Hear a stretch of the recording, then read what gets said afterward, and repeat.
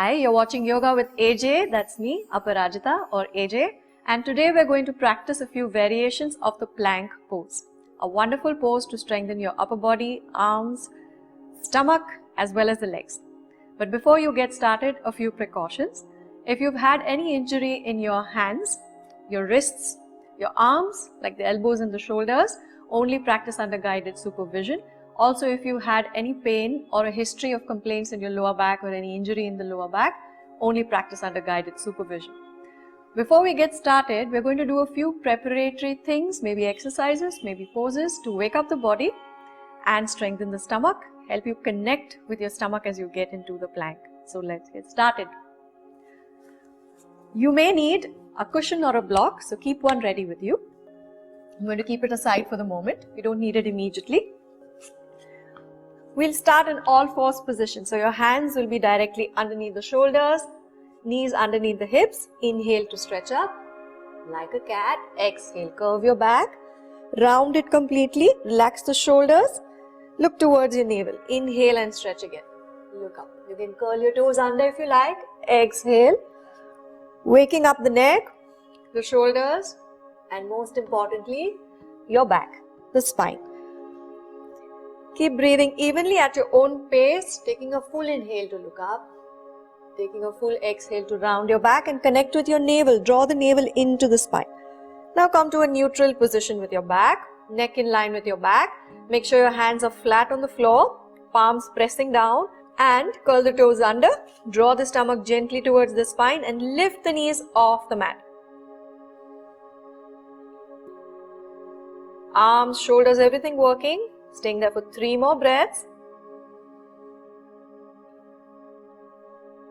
And gently bring the knees down. Sit back on your heels. If you had trouble staying there, then maybe you don't have so much strength in your arms and your stomach yet. It's alright.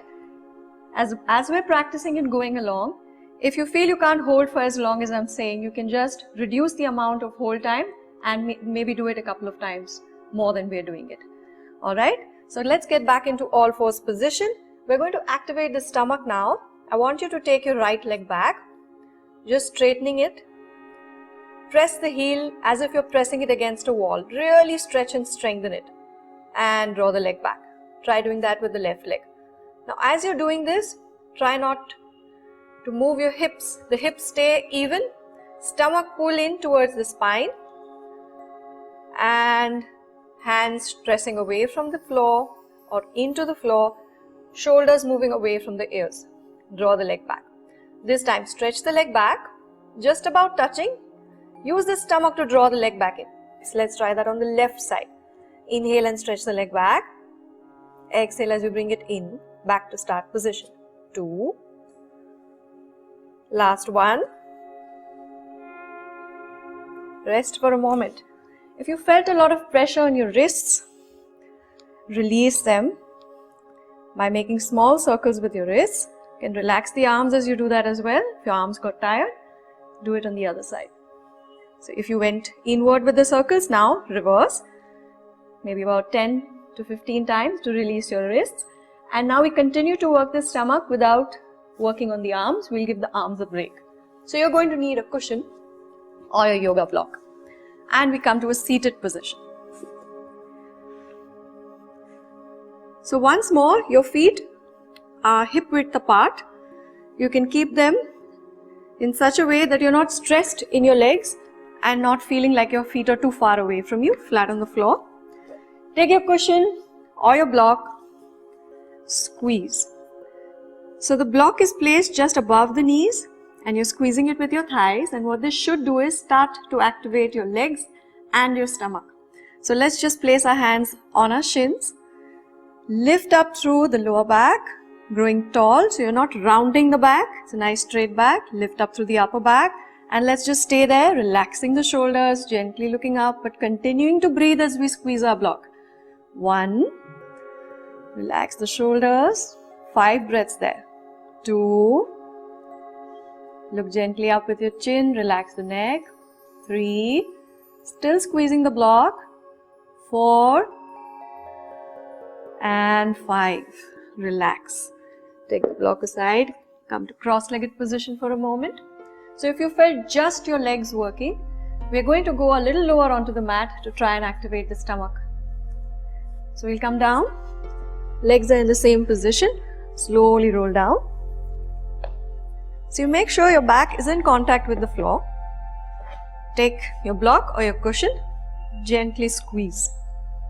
Bring the arms up, relax the shoulders, and we'll be coming up just to the point where the shoulder blades come off the mat. Take a deep inhale and come up. Look up with your chin. Try not to strain the neck. Relax the neck and the shoulders. Use the stomach to hold yourself up, still squeezing the block. And we're going to stay there for 10 breaths this time. 1. Relax the shoulders. Relax the jaw. 2. Smile gently. 3.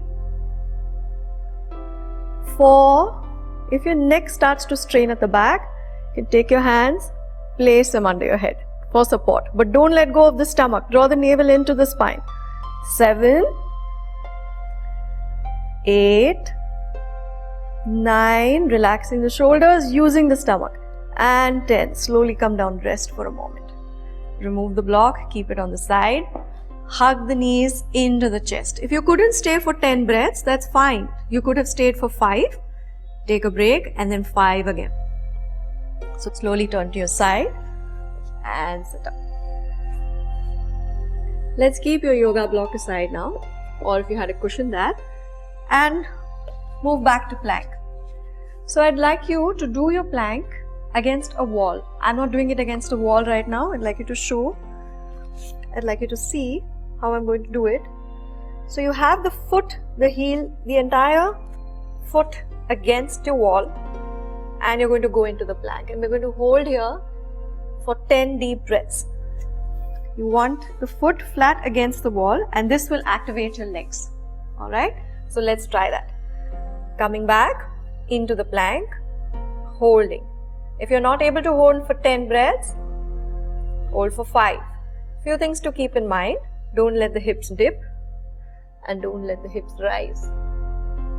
So 10, 9, 8, 7, 6, 5, 4, 3, 2, and 1.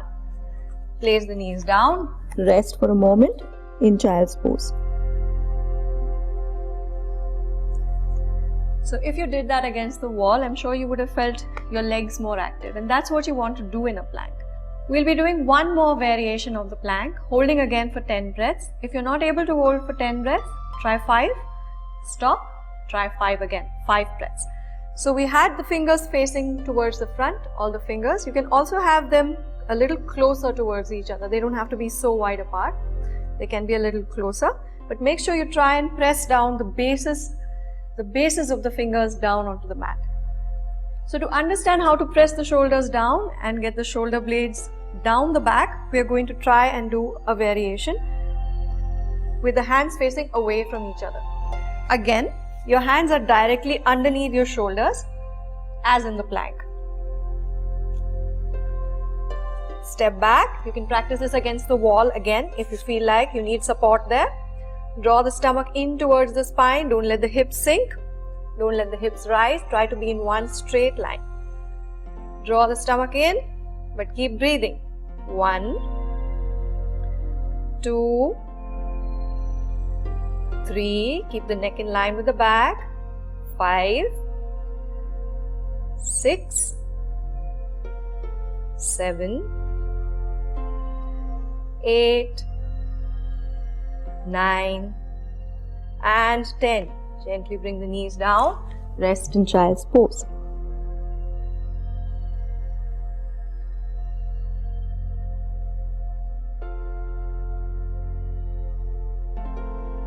So that was the plank pose. The wonderful thing about it is that you can practice it anytime, anywhere. It doesn't need a whole lot of preparation, and it strengthens your stomach. If you did it against the wall, you would know that it also strengthens and activates the muscles in the legs, the glutes, and it stretches out the entire body, making sure that your arms, your wrists, and your shoulders are strong too. So it's a pose for the entire body. If you've enjoyed practicing the plank pose, do like and share our video. Remember to stay connected to yourself and do subscribe to the channel Mind Body Soul.